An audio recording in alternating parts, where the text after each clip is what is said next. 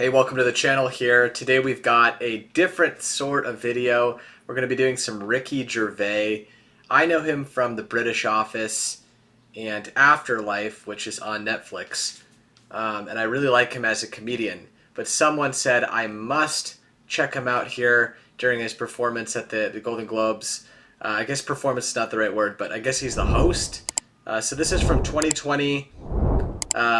Expecting some debauchery, I guess I would say, but trying to do a little bit more of comedy here on the channel as well to pair with the music. So let me know if this is something you enjoy, and absolutely suggest more if you're enjoying this. But yeah, let's get right into it. Just a quick reminder to hit subscribe, like, comment, so this gets out to more people. It does help me out quite a bit. And I do have a Patreon here where you can support me a little further. All right, let's get into it. Let's see the master at work. You'll be pleased to know this is the last time I'm hosting these awards, so I don't care anymore. I'm joking. I never did. NBC clearly don't care either. Fifth time. So, I mean, Kevin Hart. Fifth time hosting? Holy shit, I had no idea he's hosted it that many times. What I've always liked about Ricky is his indifference to the world. He doesn't give a shit. So this is great. I really hope he roasts some people. Clearly don't care either. Fifth time. So, I mean, Kevin Hart was fired from the Oscars because of some offensive tweets. Hello? Lucky for me, the Hollywood Foreign Press can barely speak English. And they've no idea what Twitter is. So I got offered this gig. I think he's basically saying they're super old and don't speak English super well. Oh, that's brutal. You can see how uncomfortable he's making people in the crowd too. This is fucking phenomenal already. They've no idea what Twitter is, so I got offered this gig by fax. So let's go out with a bang. Let's have a laugh at your expense, shall we? Remember, they're just jokes. We're all gonna die soon, and there's no sequel. So, yeah, remember that. But you all look lovely, all dolled up. You came here in your limos. I came here in a limo tonight, and the license plate was made by Felicity Huffman. So, no, shush. Tom Hanks is like, nah. Dude, props to Ricky for going there. Didn't she go to prison or something? Is this having to do with the college scandal or something? Making plates? Maybe I'm thinking of someone else. There was a whole scandal. I like how Hollywood thinks they're above the rules. Nah. Ricky just lays into them. These are normal people, or they should be normal people, and they shouldn't have the rights to do whatever the hell they want and buy their way into things. And it is what it is, but good for him for going after it.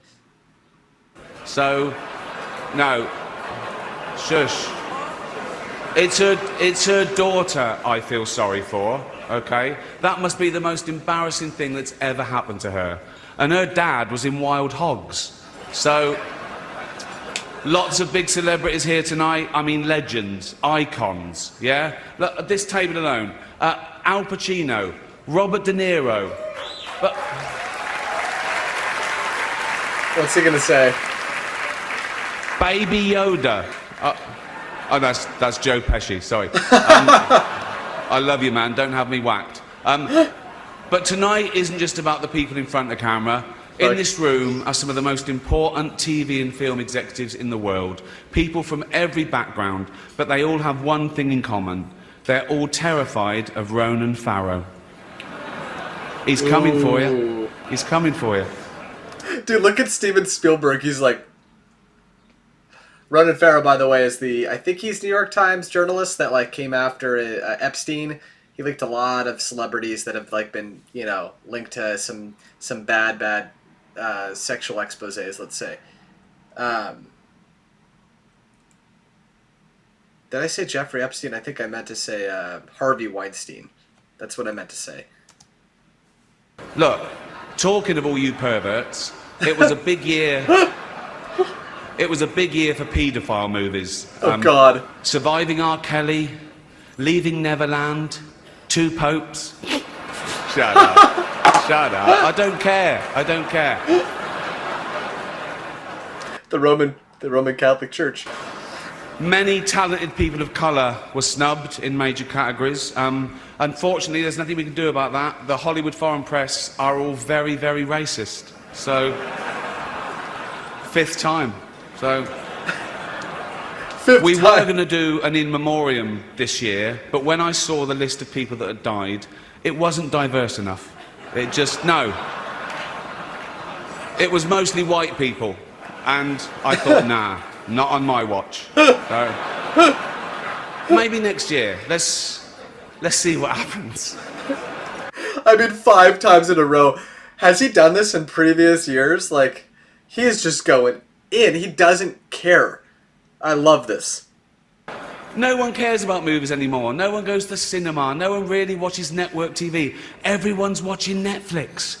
This show should just be me coming out going, well done, Netflix, you win everything. Good night. But no, we got to drag it out for 3 hours. You could binge watch the entire first season of Afterlife instead of watching this show.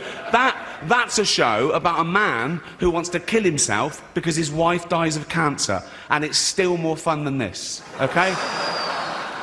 Spoiler alert, season 2 is on the way, so in the end... Oh, there's Shiv from Succession. Spoiler alert, season 2 is on the way, so in the end, he obviously didn't kill himself. Just like Jeffrey Epstein. Shut up! I know he's your friend, but I don't care. Oh, no! You like to make your own way in. You know it's fucking true, too. You know some of these people there have complete ties to Epstein, right? In your own plane, didn't you? Right. But seriously, most films are awful, lazy, remakes, sequels. I've heard a rumour that there might be a sequel to Sophie's Choice. I mean, that'd just be Meryl Streep going, well, it's got to be this one then. Oof. All the best actors have jumped to Netflix and HBO, you know. And the actors who just do Hollywood movies now do fantasy adventure nonsense. They wear masks and capes and really tight costumes. Their job isn't acting anymore. It's going to the gym twice a day and taking steroids, really. I could not agree more. Like, the crap that's out in theaters is absurd. Like, superhero films, fine, but, like, it's everything. It's either Pixar or, like, some animated thing, fine, but there's like very few actual movies out there that aren't like just complete CGI standing in front of a green screen. Like, I can't even tell you the last time I saw something in theaters like that. It's really sad. It's really sad. Props for him for saying it. Job isn't acting anymore. It's going to the gym twice a day and taking steroids, really. Have we got an award for most ripped junkie? No. No point. We know he'd win that. The Rock. Martin Scorsese, the greatest living director, made the news for his controversial comments about the Marvel franchise. He said they're not real cinema and they remind him of theme parks. I agree. Although I don't know what he's doing hanging around theme parks. He's not big enough to go on the rides, is he? It's tiny. Right. The Irishman was amazing. It was amazing. It was a good film. It was. It was great. Brad Pitt is clenching himself here. He's like, please don't go off on this.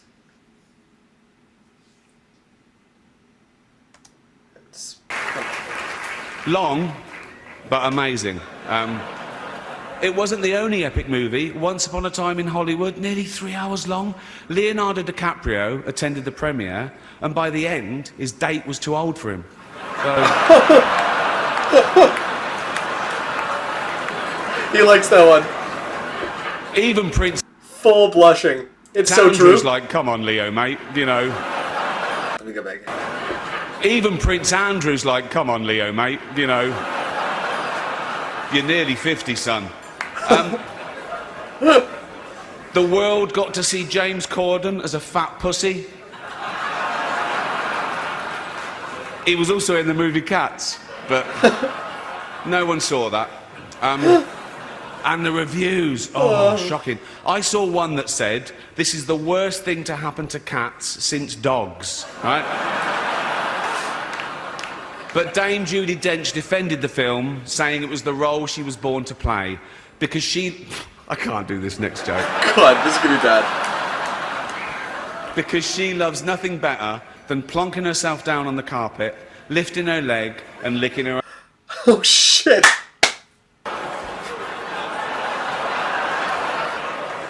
It's like dead silent in there. There's like some laughter, but... Oh my god, man. Oh my god! Like, normally you get a little roasting here and there, you know, the Chris Rock thing happens, but he is really peeling back the fourth wall here and saying, all right, Hollywood, you've got some real problems here, sort them out. Whew. Furball. She's old school. It's the last time, who cares? Oh. Apple roared into the TV game with a morning show, a superb drama, yeah. A superb drama about the importance of dignity and doing the right thing, made by a company that runs sweatshops in China. So, well, you say you're woke, but the companies you work so for, true. I mean, unbelievable. Apple, Amazon, Disney. If ISIS started a streaming service, you'd call your agent, wouldn't you? So, if you do win an award tonight, don't use it as a platform to make a political speech, right? You're in no position to lecture the public about anything. You know nothing about the real world. Most of you spent less time in school than Greta Thunberg. So, if you win, right, come up, accept your little award, thank your agent and your God, and... Dude, honestly, so true. Like, don't pretend to, like, identify with normal people. You live in $30 million houses. You summer. You know, you go on, like, you summer, right? That's a great point by Ricky there, you know? Like, I remember Leo came up on stage one year, and it was, like, a big thing. Like, he, like, talks about global warming. But at the end of the day, like, I'm sure he does some good stuff. But it's also, like, you're so disconnected from reality. Dude, this is brilliant. This is actually brilliant. Award, thank your agent and your God, and... So... Fuck yeah. It's already 3 hours long. Right, let's do the first award. The first award. The first award is for Best Actor in a Television Series, Musical or Comedy. To present the award are a couple of actors off the telly, what can I say? Jennifer Aniston and Reese Witherspoon. In a little while, we're going to see a short clip. So, costume change here, or this Golden Globes 2020? Or is this from another award ceremony? From The Irishman. It's 88 minutes long.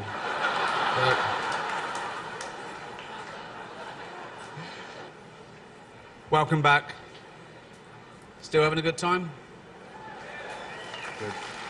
As you know, the meal tonight was all vegetables, as are the members of the Hollywood Foreign Press. Oh, God.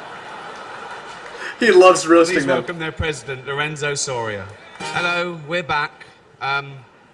Knives Out has 3 nominations tonight. Yeah. See what can happen if you don't dress people up as cats? It's that easy. Hello, welcome back. I've got nothing negative to say about these next 2 presenters because the big one could snap me in half. So please welcome Zoe Kravitz and Jason Momoa.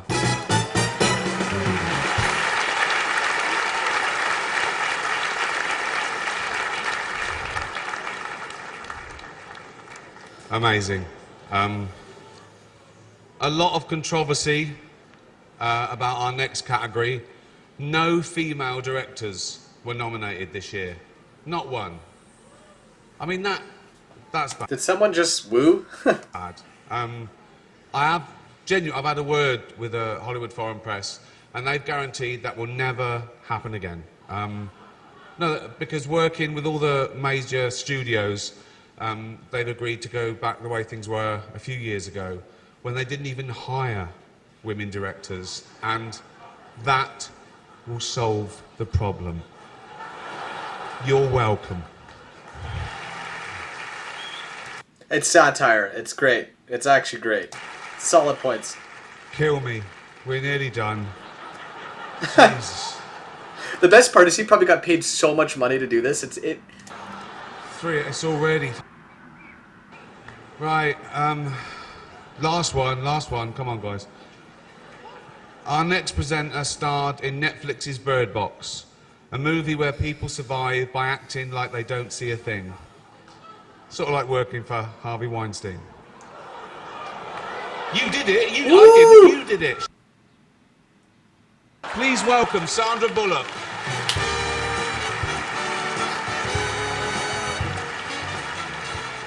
That's it. Good night. Thank you. Please donate to Australia. Have a great time. Get drunk. Take your drugs. take your drugs. Oh my god. What can I say about that? That was insane. So I know him from The Office, and I know him from Afterlife. I haven't really watched his comedy specials, but I know he's crude, and that gave me a little taste into the type of comedy he likes to put in there. So that was very direct. The way he basically just roasted Hollywood, and pulled back the curtain and saw who the Wizard of Oz was, and it's basically these people that are very disconnected from reality, and really, as he mentioned, have really contributed to a lot of terrible things happening in that industry for so many decades, right? With like Weinstein just being one of probably many perpetrators. And I'm not trying to get woke here at all. I'm just saying, like, it's just like the irony of all of it, like the self-congratulatory nature of these ceremonies, and the fact that he's basically just giving the finger to that idea of it is really pleasurable to watch, because these people don't get told off that often. So to have one of their own essentially come in and just like break it all down is phenomenal for a viewer. I want to go watch the other 4 of these because that was insane. I'm not sure if all of the 4 are like televised or like put up on stream or whatever, but I definitely got to go check that out and probably check out more Ricky Gervais, because that's my type of humor right there, man. I love it. I love the crude, just like crass stuff. So thank you so much for tuning in. Leave me some suggestions if you enjoyed this or have more comedy for me to react to. Let me know in the comments. Check out my Patreon if you want early access to stuff and you want to support what I do here. And I'll see you in the next video. Take care.